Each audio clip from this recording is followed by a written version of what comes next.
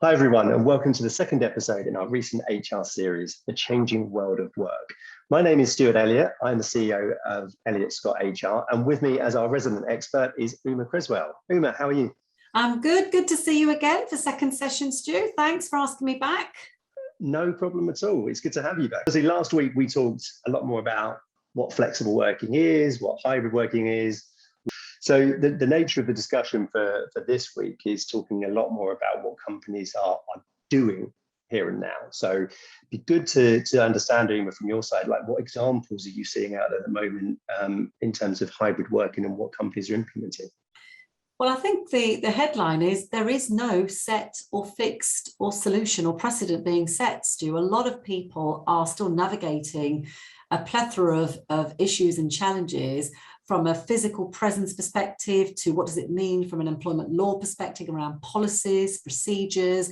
So there's a lot of discussions with heads of HR that I've been having, certainly as part of our regular coffee sessions, but even one-to-one, I've started to talk to some of those heads of HR.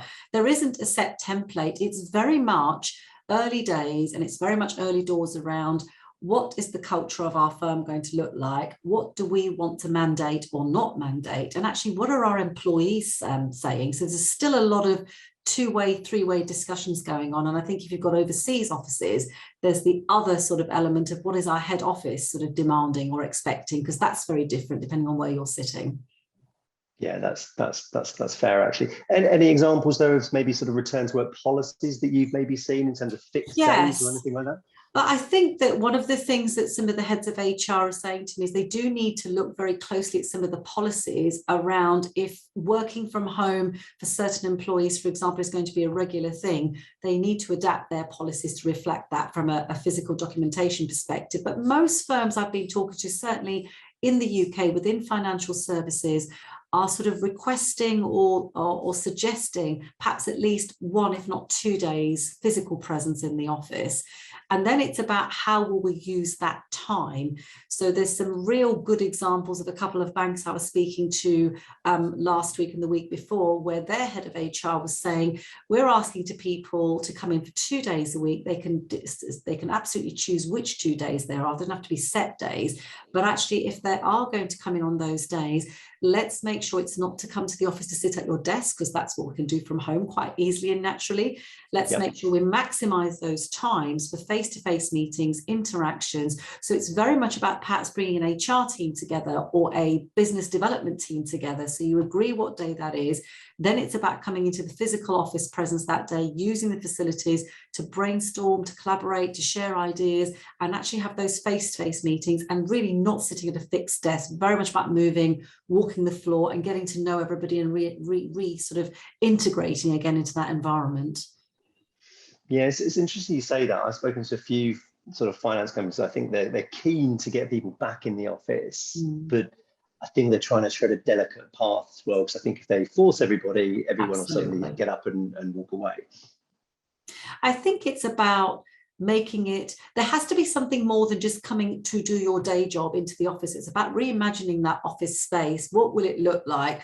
What will entice the person that's been sitting at home, working remotely, being very productive, because productivity, Stu, has gone up, certainly in financial services during the pandemic, and working from home continuously. Productivity is up between 20 and 30% on average with banks and financial institutions. So there's no question around the fact that people are not being trusted to work productively. So that's, I think, that the path that organizations are now learning to tread is, what will it be that'll be different from asking that person to stay at home? What will we do when they're in the physical presence of an office environment?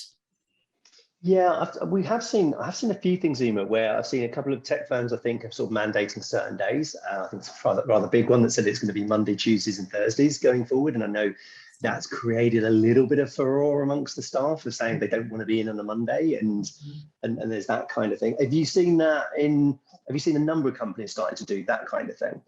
I think in financial services and some of the more broader conversations I've been having, I think that there's been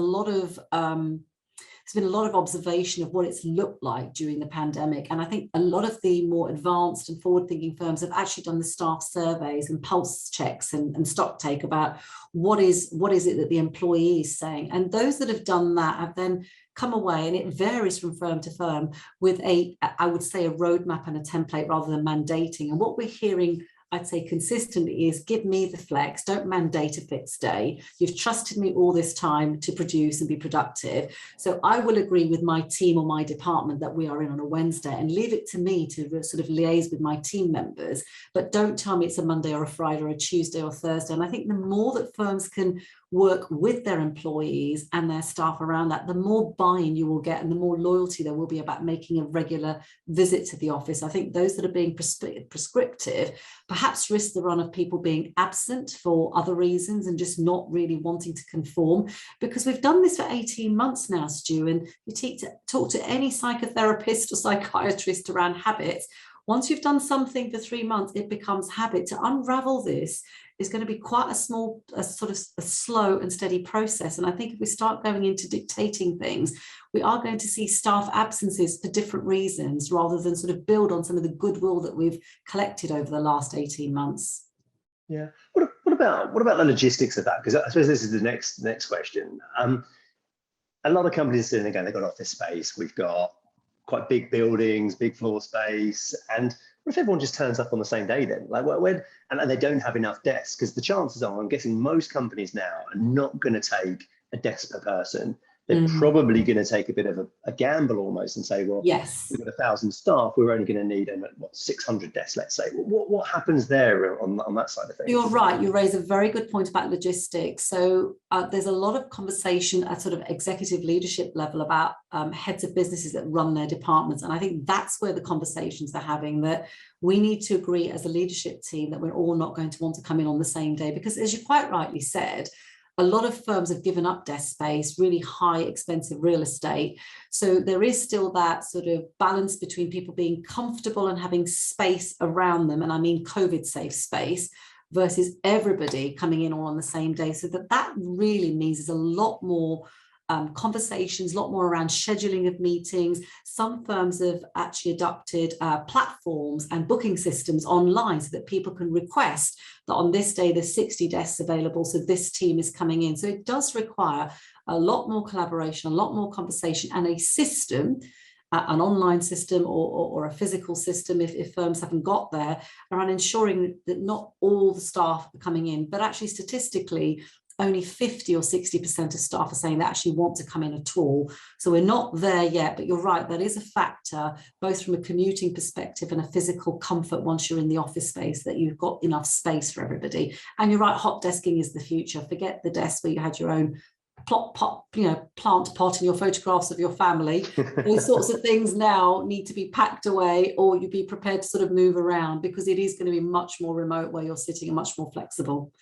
Yeah, and look, I'm always conscious of the time on these things. We've only got sort of 10 minutes. We're trying to wrap everything up. But what would you say to a manager around performance management remotely, and in terms of sort of, I suppose a lot of people are much more comfortable doing that in person. Is there any advice you give around that to managers who are struggling with doing it all over Zoom? The performance management, I think employee relations, anything to do with disciplinary matters, or employee relations broadly, all of this has to be thought out very, very carefully with policies to support. So I think the leadership and capability skill set of the manager of the future is going to be much more around managing and overseeing performance management, both from a physical presence but a remote presence. So a lot more questions, a lot more listening, a lot more empathy, and many more touch points, because if somebody's not coming in regularly, how are you as a line manager going to ensure that you're up to date with how they are, where they are on their objectives and deliverables, and finding creative ways of making those conversations happen? And for those that are not comfortable coming to the physical office space, I'm hearing of line managers meeting people locally to where employees are, or central London in a cafe or a restaurant, because maybe that's the first step. So it's about just being creative. But behind all that is really good documentation. You still need all of that, Stuart. So you've got to really make sure that managers are geared up and being flexible about how those conversations are happening, where they're happening, and how they're going to document centrally. Yeah, that all makes sense. Now, I'm conscious of time, Uma, and I think we've run out already. So I just want to say a huge thank you for your time again today. If anybody has any questions on this topic, please get in touch and contact me on se@elliotscotthr.com. And next week, Uma, we will wrap all this up and conclude what we think going forward. That sounds really good. I've got so much more to say, but we're out of time. So see you next time.